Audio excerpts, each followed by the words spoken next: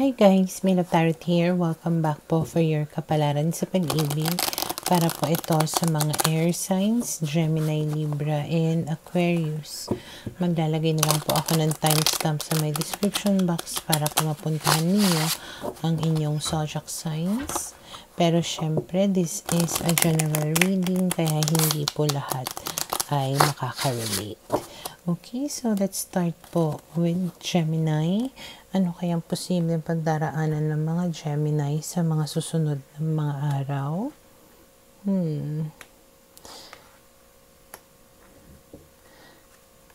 Meron nag-i-stalk sa inyo dito na may gusto sa inyo. Parang gusto niya na magkaroon kayo ng new beginning. Okay? Malaki rin yung chance na this is somebody from the past who wants to change things. Okay? Parang gusto niya na magkaroon siguro ng mga magagandang pagbabago or bagong panimula sa relationship ninyo. Right now, maaaring minamasdan-masdan ka nito, ini-stalk ka nito, and there's a chance nga na mag-reach out sa'yo itong tao na ito. And then we have here the High Priestess, the 10 of Coins, the 2 of Wands, and we have here the 2 of Coins. Pero nakikita ko dito yung uncertainty mo. Pwedeng nag-reach out na siguro to sa'yo, nag-message na siguro to sa'yo, pero hindi mo pinapansin or parang sa silent treatment yung datingan.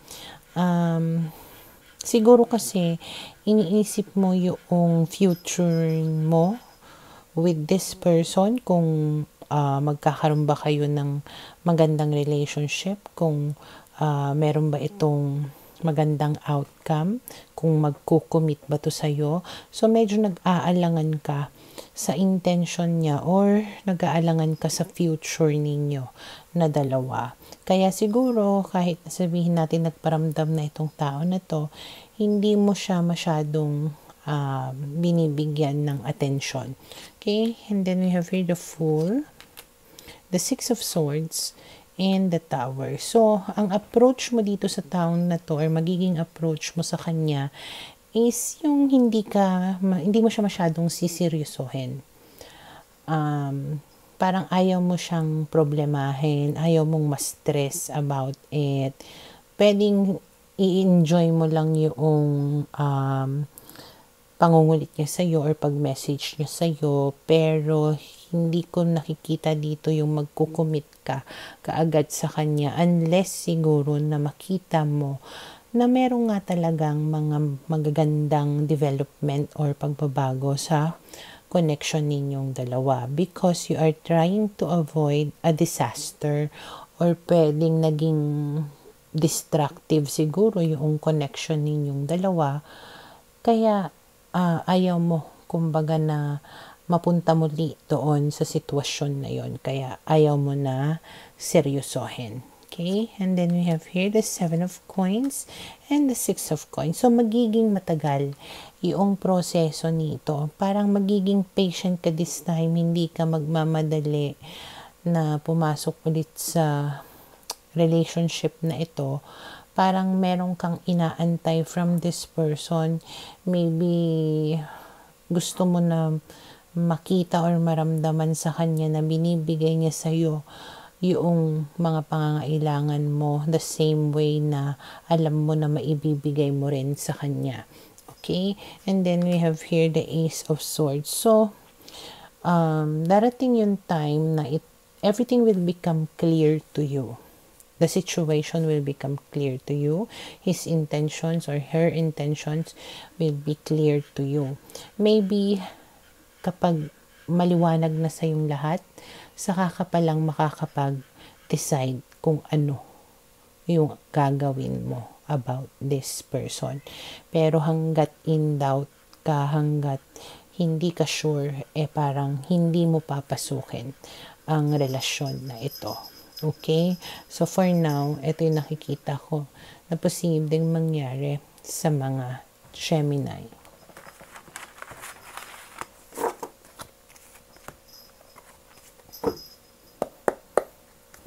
para sa mga Libra. Okay, let's see. Ano kayang posibleng pagdaraanan ng mga Libra sa mga susunod na mga araw?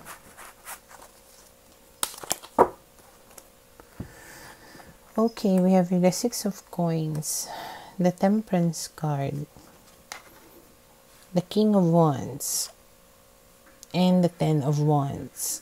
Okay. So, maaari sa mga susunod na mga araw, maging kalmado ka naman. Parang mararamdaman mo from your person, especially if your person is fire sign, specifically Sagittarius, makakaramdam ka na ginagawa niya yung part niya in the relationship. Okay? So, kahit nasabihin nating meron kayong mga problema or magkakaroon kayo ng mga problems, hindi mo ito masyado na parang dadamdamin or parang kalmado ka nga lang kasi nakikita mo yung aggressiveness niya into solving these problems. Okay? As I have said kanina, parang ginagawa niya nga yung makakaya niya para kumbaga maging kalmado ang lahat. Okay? And then we have here the High Priestess, the King of Coins, the Ten of Swords, and the Five of Coins. So, nakikita ko dito, nagiging wise ka sa pakikipag-deal sa tao na to. Hindi ka nagiging masyadong emotional about it. Parang hinahayaan mo rin din siya to do yung mga bagay na kailangan niya na gawin. So, parang hindi mo siya sinasapawan. Parang mas naging, kung halimbawang ikaw yung girl, and then lalaki yung partner ninyo, parang nakikita mo na siya yung nagpapakalalaki nga sa relasyon, na nagtataguyod sa relationship. Okay? Na siya yung gumagawa ng mga paraan para gawin or masolve nga yung mga problems ninyo. And yes, malalagpasan nyo yung mga problema na yon, masosolve yung mga problema na yon. Pero, you need to be careful, kasi maaaring makaramdam siya ng distance sa'yo or ng coldness towards you. Kasi nga parang, bahala ka dyan, ikaw mag-solve niyan, wala akong pakialam. Parang ganun. So, baka maramdaman niya na hinahayaan mo lang siya mag-isa or parang hindi mo siya tinutulungan. Parang ganun. Okay? And then we have here the Eight of Wands, the Two of Swords, and the Fool. So, magkakaroon kayo ng conversation nitong tao na to. Kasi nga parang naguguluhan siya kung bakit ganun yung treatment na natatanggap niya mula sa'yo. Parang sasabihin niya na ginagawa ko naman ng lahat, binibigay ko naman ng lahat, pero bakit ganyan ka pa rin sa akin, cold ka pa din. So, hindi siya certain. So, ang datingan nga kasi ikaw dito, parang wala lang. Hindi ko alam kung ano naging history ninyong dalawa, pero siguro dahil doon, ayaw mo na masyado na maging emotional pa sa bagay na to. Ayaw mo ma-stress. Okay? And then we have here the Seven of Coins and the Star. Pero, nakikita ko dito, I think your person will become very patient towards you. And parang may pag-asa sa relationship na ito na maisaayos ang lahat-lahat. So, may pag-asa na mag-gain back niya muli yung trust mo, na mawala yung distance between the two of you, na tipong magtutulungan kayo na dalawa na mapa-improve yung relationship ninyong dalawa. And we have here the Ace of Swords. Again, it's talking about communication. So, lahat ng mga problems ninyo, mapag-uusapan ninyo ng maigi, magiging open kayo sa isa't isa. At magiging malinaw ang mga bagay-bagay between the two of you. Okay? So, for now, ito yung nakikita ko na posibleng mangyari sa mga Libra.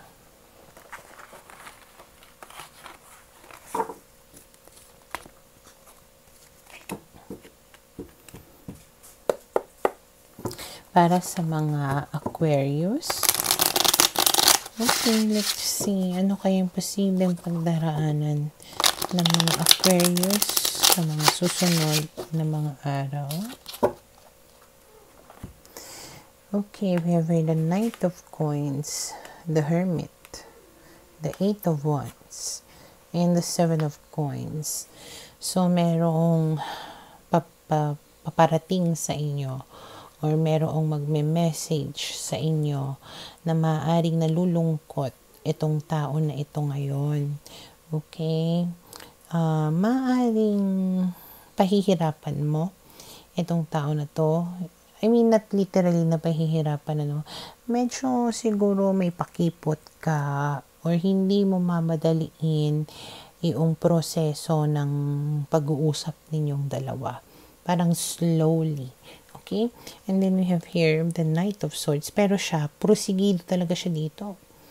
Determined siya to really, to really talk to you or to connect with you. And then we have here the Ace of Swords. So, patuloy yung communication. And parang meron siyang mga bagay dito na ino-open up sa'yo, kiniklear sa'yo, inaamin sa'yo. Okay? Or pwedeng katotohanan yung mga sinasabi niya sa'yo. And then we have here the Queen of Swords. Pero ikaw, hindi ko alam, para kang nagmamatigas dito or nagtataray dito na ang pinapakita mo or pinaparamdam mo sa kanya is, I don't care. Okay, bahala ka. Pero, patuloy ka naman na makikipag-usap sa kanya. Siguro nga talaga hard to get ka lang. And then, Six of Cups. So, as I have said, pinahirapan mo lang siya, pero eventually, bibigay ka rin, makikipag-ayos ka din sa kanya. And then, we have here the Two of Coins, the Ace of Cups, and the Ace of Coins. Okay. So, talagang makikipag-ayos ka rin sa kanya. Siguro, tinimbang mo ng maigi yung mga pros and mga cons. Inanalyze mo siguro talaga ng maigi muna kung babalikan mo ba siya or hindi. So, hindi ka papasok sa sitwasyon na to na uncertain ka. Okay? So, makikipagbalikan ka lang, makikipag-relationship ka lang sa kanya kapag nakita mo na yung advantage. Okay? And then, we have the Six of Wands and the Emperor. At dahil dyan, maaaring maramdaman mo nga na pinaprioritize ka nitong tao na ito, na talagang pinaninindigan ka, na ginagawa niya yung makakaya niya para lang maparamdam sa'yo na gusto ka niya. Okay? So, maaaring maging niya muli yung confidence mo or yung tiwala mo sa kanya. And then, we have here the Nine of Cups. At dahil dyan, magkakaroon ka ng emotional contentment. Okay? Happiness.